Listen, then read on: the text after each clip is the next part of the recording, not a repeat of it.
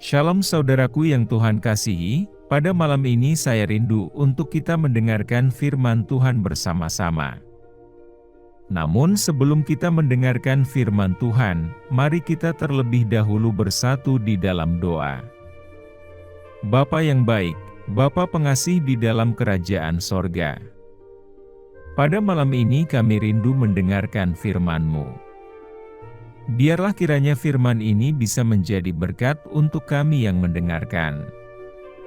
Berkati kami dalam malam istirahat kami hari ini, kiranya Tuhan Yesus beserta dengan kami. Berkati kami dalam setiap pergumulan kami, agar kami bisa melewatinya dengan tuntunan Roh Kudus.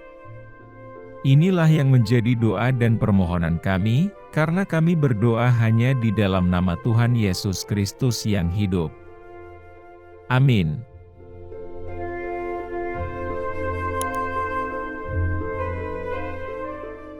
Saudaraku yang terkasih, hari ini saya ingin berbicara tentang topik yang sangat penting dan relevan untuk hidup kita sebagai orang Kristen. Topik ini adalah tentang menemukan identitas kita yang sejati di dalam Kristus. Banyak dari kita seringkali merasa bingung dan kehilangan arah dalam hidup. Bahkan sebagian dari kita, mungkin merasa tidak memiliki arti atau tujuan yang jelas. Namun, sebagai orang Kristen, kita memiliki keuntungan untuk menemukan identitas kita yang sejati di dalam Kristus. Saudaraku, apa itu identitas sejati? Identitas sejati adalah dasar dari siapa kita sebenarnya, bukan hanya apa yang kita lakukan atau apa yang orang lain katakan tentang kita. Identitas kita sejatinya adalah bagaimana kita dipandang dan diterima oleh Allah. Dan kita bisa menemukan identitas sejati kita di dalam Kristus. Di dalam Alkitab, kita dapat menemukan banyak ayat yang membahas tentang identitas kita di dalam Kristus. Sebagai contoh, di 2 Korintus 5, ayat 17, dikatakan bahwa, "Jadi jika ada orang yang berada di dalam Kristus, ia adalah ciptaan baru, yang lama sudah berlalu, sesuatu yang baru sudah datang." Ini berarti bahwa sebagai orang Kristen, identitas kita telah berubah. Kita bukan lagi hanya sekedar manusia biasa, tetapi kita telah menjadi ciptaan baru dalam Kristus. Selain itu, di Efesus 2, ayat 10, kita juga dibuat dengan maksud tertentu. Karena kita adalah buatannya, diciptakan di dalam Kristus Yesus, untuk melakukan perbuatan baik yang dipersiapkan Allah sebelumnya, agar kita hidup di dalamnya. Kita diciptakan untuk melakukan perbuatan baik dan menghormati Allah. Ini memberikan makna dan tujuan dalam hidup kita. Saudaraku, seorang pemuda bernama David, merasa bingung dan kehilangan arah dalam hidupnya. Ia telah mencoba segalanya untuk mencari makna hidupnya, tetapi merasa semakin kosong dan kecewa. Suatu hari, ia berbicara dengan seorang pendeta, dan berbagi tentang perasaannya yang sedih dan kebingungan. Pendeta itu kemudian bertanya padanya, apakah ia pernah mencoba menemukan identitasnya di dalam Kristus.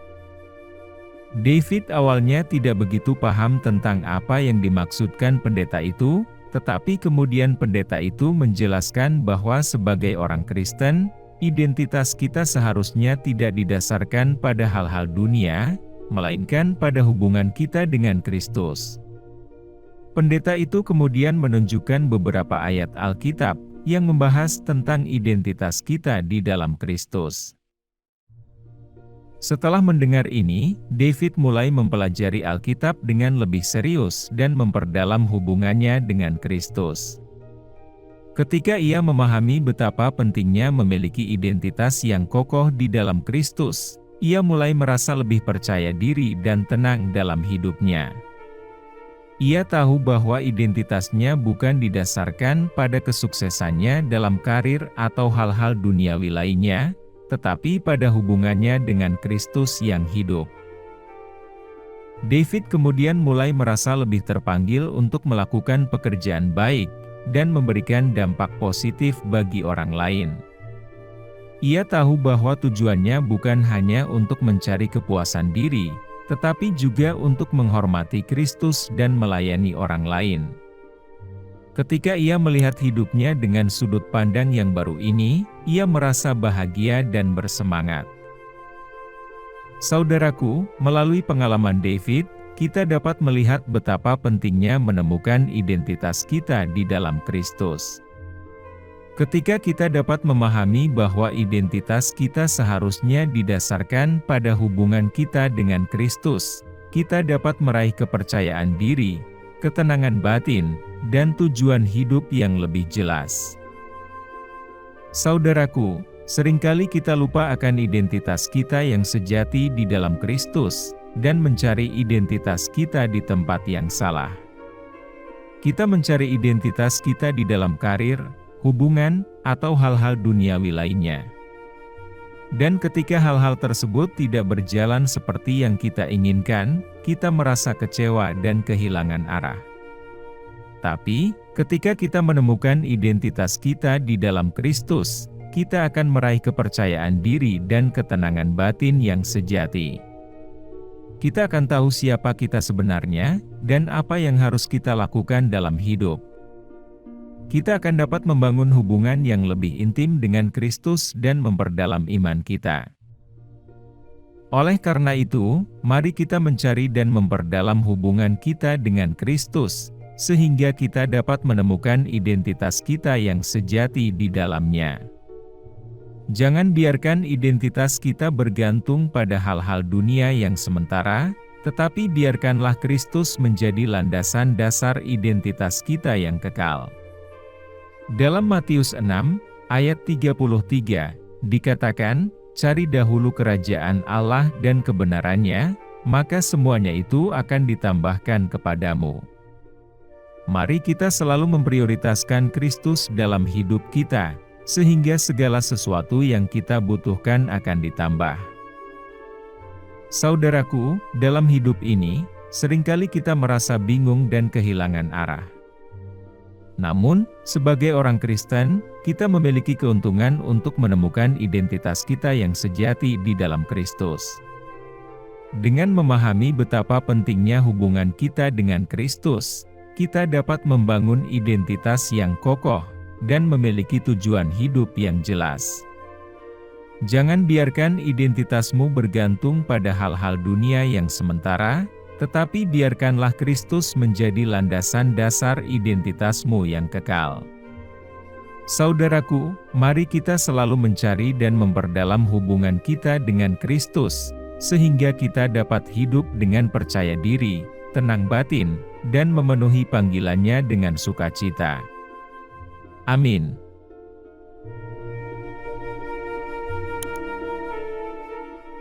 Saudaraku, demikianlah renungan firman Tuhan pada malam hari ini, semoga menjadi berkat bagi kita semua.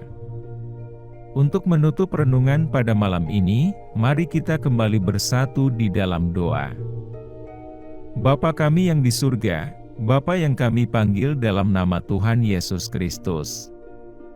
Kami bersyukur Tuhan, atas pertolongan-Mu, penyertaan-Mu, dan atas berkat-Mu dalam hidup kami, dan kami bersyukur atas kebaikan Tuhan pada hari ini.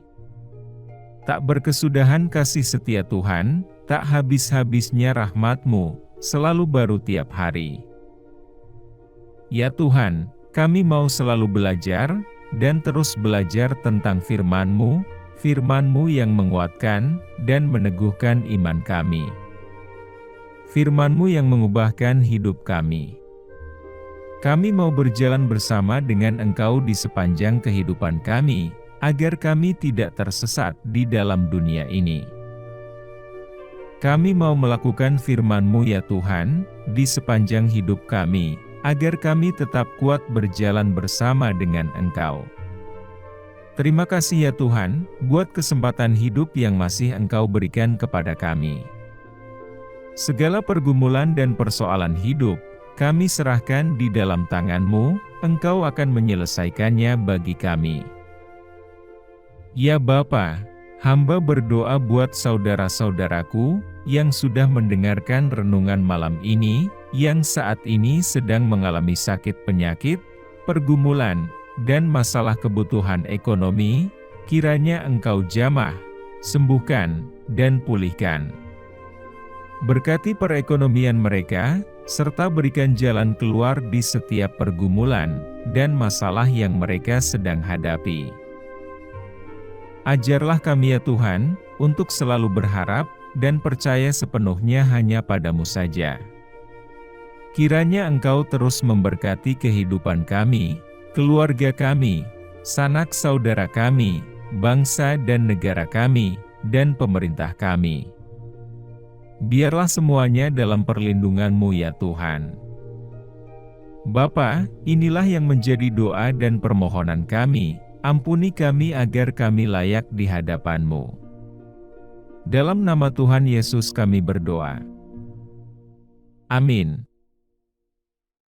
Saudaraku yang terkasih, apabila saudara merasa terberkati dengan renungan pada malam ini, jangan lupa subscribe channel ini, agar saudara bisa mendapatkan notifikasi terbaru dan renungan setiap harinya.